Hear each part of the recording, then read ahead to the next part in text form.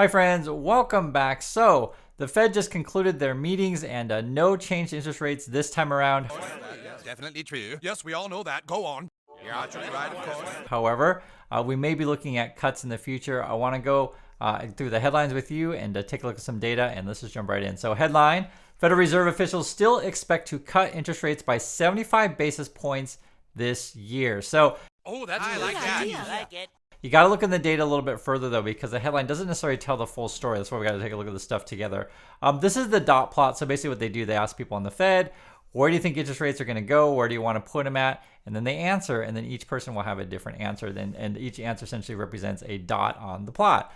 This is your current rate here, right? So this is where we are now. There's a couple people that think we should keep it the same, right? That's these two people right here. Moreover, everyone else is like, yo, we want rates to be lower than they are now in 2024. There's a large group of them that are thinking, okay, how about 3 cuts? And then how do we come up with that? So, well, look at this. This would be 1 cut, 2 cut, 3 cut. See that? And essentially, if we're assuming that cuts are 0.25%, or another way to say it, 25 basis points. So this is not everyone on the committee, but this is a sizable chunk. And then you can take a look here. Where do they think it's going to be in 2025? Again, they're thinking, okay, it's going to be lower than the current rate. And then what about 2026? Again, lower than the current rate, but not lower than 2%. So this is in the longer run. So in terms of like, are we going to get zero interest rates anytime soon? Probably not. No one's expecting that here. This is where we currently are. Now, compare this to where we were before. You can actually see it was actually quite different. In June of 2023, people at the Fed were all over the map, right? I mean, literally, some were saying, hey, we need to get it like closer to 6%. Some people were like, yo, let's get it like under 4, maybe on 3, etc. Right? You can see here. So it was all over the map, and here there's more consolidation. Let's read more details. You got a sense of it. You can eyeball it. I mean, you can see it for yourself with the, just looking at the raw data, but when you read it too, it also makes it more clear. It says here, the latest projections for this year broadly align with officials' forecast from December, reflecting optimism that the Fed was succeeding in its mission to curb inflation. That's what we're talking about. However, fewer committee members are anticipating more than 3 cuts, right? In December, 5 officials expected 4 or more cuts in 2024. So before they were thinking to cut more, now we're thinking, okay, more like 3. This time around, just 1 member did. 9 officials now expect 3 cuts compared with in 6 in December. The number expecting 2 remained the same at 5. So again, this is how you read this thing. And they're saying, okay, this would be 2 cuts, 1, 2 cuts, and then 1, 2, 3, 4, 5 people think 2 cuts, right? Do you guys see what I'm saying here? So it all depends on, like, say, these other ones up here vote, how these people vote. So the 3 cut thing isn't necessarily set in stone. Just keep that in mind. You got to actually look at this for yourself and sort of where the people are. And you look where they move around. Moreover, this is actually something I want to take a look at as well. They've changed their projections a bit on what they think about GDP, inflation, unemployment, et cetera. We'll go through it here. It says, investors, will be the market. Investors started the year pricing in 6 quarter-point moves. You guys know I always laugh at this. You guys know I never said that. I was like, what are you guys talking about? But sometimes markets be crazy, and if you convince enough people to be crazy, I think that's normal. But yeah, so the markets had it wrong there. It's not going to be 6.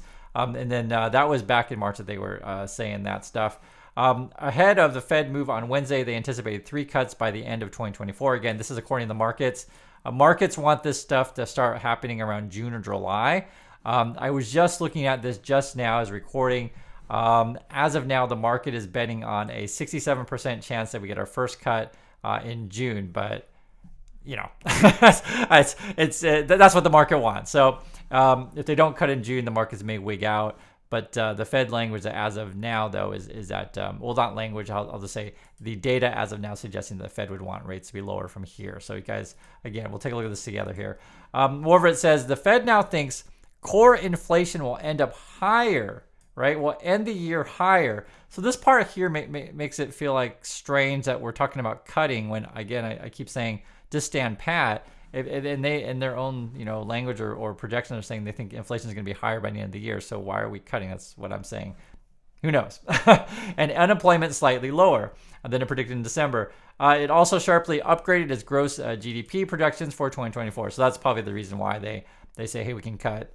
Even though inflation may be higher, our GDP is growing a little bit better. And also, too, you do want to be cautious, though. with this kind of stuff, because if they cut and it turns out they're wrong and they raise again, then people are like, I don't have any confidence in you. So that's why I said, I think, in my opinion, you're better off just standing pat and siding on the air of caution, where not necessarily have to hurry cuts. And that's why I looked at that thing again. So I think the market's got it wrong here in terms of 3 and starting in June, but we'll see. The FOMC expects the U.S. economy to expand by 2.1% between the final quarter of 2023 and closing 3 months of this year, compared with the December's estimate of 1.4. So basically, again, the GDP projection is a little bit higher. If you take a look at some other stuff as well, you can see here the markets were happy about this. Dow up 1.03, Nasdaq 1.25%, S&P up 0.89. A lot of green around the markets. I was looking at this. Your bigger stocks, right? Your Microsoft, Nvidia, Apple is up. I think even Tesla was up today. Yeah, and then moreover, Meta was up, Amazon. Moreover, you can dig in a little bit more. The microcaps were the one that were moving the most, up 2%. And I'd like to guys show you this so you can get a sense of like what's going up, what's not. Big winners were the consumer discretionary, industrials, energy, and healthcare were down. If you want to check at the treasuries, so the 2-year is at 4.62, 10-year at 4.28. We are still inverted, and it was just 6 months ago where the 2-year was above 5%. It's interesting because if you actually take a look at what's going on in Europe, their language is slightly different than the Fed. They're saying, hey, we're not committing to any sort of path to rate cuts. And this is something that I was looking at. This is the chart of inflation in Europe. And for those of you in Europe, you guys can comment on this. But according to this, it's just saying that service inflation, right? So this is essentially it's things that are tied to wages. And, once people get raises, you don't really cut that. So that's hard to keep those prices down. This is a tricky thing, right? So even though inflation may be cooling, it's not like prices have decreased from what they were, say, 1 or 2 years ago, right? It's just that prices went up a couple of years ago and they've stayed up. In the UK, inflation is cooling, but this is compared to last year, not necessarily compared to 2 years ago. Because the point is, again, I try to make it really clear, prices are still elevated. It's just that they're not accelerating in price as much as they were before, right? So that's what we're talking about here, and this is the UK. So my understanding of the UK, and I don't think it's that much different in the USA, your housing is really expensive, food is up, energy is high and expensive too, but energy has come down from where it was, but still things are elevated. I think the big one's going to be when will housing be affordable, if at all? And this is in many places around the world. Here in Korea, we still see housing through the roof. It's not like doubling every year like say it was before, but it hasn't like crashed or anything like that. In terms of markets, the biggest news recently has been the Reddit IPO. Are people going to go for this thing or not? If you guys remember, the whole Reddit Wall Street Bet stuff was all about the meme stocks. So I don't think there's as much hype for this because the money isn't simply there. Moreover, the question is, yes, you could make money in the short term of this thing if it's like a pump and dump, but like how is Reddit, what's their plan to make money? How do they make money? I'm not seeing it myself. Guys, I use Reddit probably the same as you do. You Google something, sometimes Reddit pops up, but it's not the kind of content that necessarily that you can charge money for. Like, I don't really want to pay $10 a month for Reddit. That's my opinion. And I don't know if advertisers want to put their ads on Reddit. So again, how's Reddit going to make money? And if you guys know, let me know. So I don't think it's a great one for me. If I had to choose between Bitcoin and Reddit, well, at least Reddit's a real company, but they are losing money. I mean, at this stage, and Bitcoin's kind of a funny one. I'm not into Bitcoin, but I guess I would take Bitcoin over Reddit if I had to choose. And that's a question for you is which would be better, Bitcoin or Reddit? Do you take a company that's losing money and has a bad path to profitability, or do you take Bitcoin, which is your digital currency that may or may not be worth anything? So who knows? And I know the Bitcoin bulls will be like, no, Chris, you're so dumb. Bitcoin is awesome. The reason why I'm showing this one is that Bitcoin has been really, really volatile this last couple of weeks. I think it hit 71-ish or something like that. I went right back down, and now it's currently at 65, 66 as of recording. I showed you this headline too, where the halving may be coming sooner. So basically, miners, because the prices are elevated right now, they're more incentivized to mine quicker, which brings about the halving sooner. So we'll see what's going to happen with that. I personally, if you're going to be in this stuff, I would stay away from the minors in terms of stocks and then stick with the coins. If you're going to in this stuff, again, I'm not in this stuff myself. However, one thing I do want to talk about though is that even though the Fed is talking about cutting rates, and even though they haven't necessarily changed rates, and this is saying here they haven't moved anything since July, rates and some things have still stayed elevated quite some time. In fact, this is credit card rates. So this is since March of 2023. So it's the last year, a year ago. They're like right now above 20%. The average is 20.75%. So this is the easy recommendation is that if you're carrying credit card debt, pay it off ASAP because those rates are just going to kill you. Another easy recommendation as well is get a copy of my book.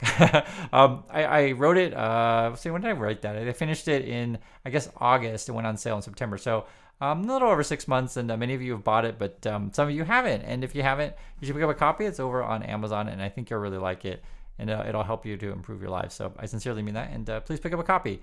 Also, too, talking about interest rates here. So your savings accounts have also been up. This is saying the average rate in the USA is 0.58, but I know that if you're at some of those smaller banks, you're getting like, 4, maybe 5%. Same with your CDs is like that as well. So this is saying the average is 1.81. But these kind of things are going away probably if Fed is indeed cutting rates. So if you want to lock in, 5% guaranteed money, now's a good time to do it. Moreover, interest rates, if you're looking to get into house. So the Fed's saying, hey, maybe we cut a couple times or 3 times. So the headlines are going to say 3. I'd say it's more likely maybe stand pat to a couple times. So I think 3 maybe still, because we just look at the data as well, so you guys see what I'm looking at. But we'll see. But this is where mortgages are. So it's a lot more volatile than say we just looked at say credit card or savings. You can see it's coming down a bit. There were some projections that maybe you can get into a house 30-year at 6% perhaps by fall, but we'll see. Because this was a really fascinating headline, which I think represents sort of where we are now. It says here, America has a trapped in place economy. And the argument that they're making here, and again, trapped in place, so that was a really interesting way to think about it. And they got this, spider with a coin. But the idea is that if you want to, move houses, it's really hard because housing prices are expensive. You got a low mortgage, so there's no low rate mortgage, so no reason to move. So you're kind of trapped there. If you want to change jobs, people aren't really hiring, even though the Fed and the government comes out and tries to tell you all the time that economy's doing great, et cetera. Companies aren't necessarily hiring for the really good jobs.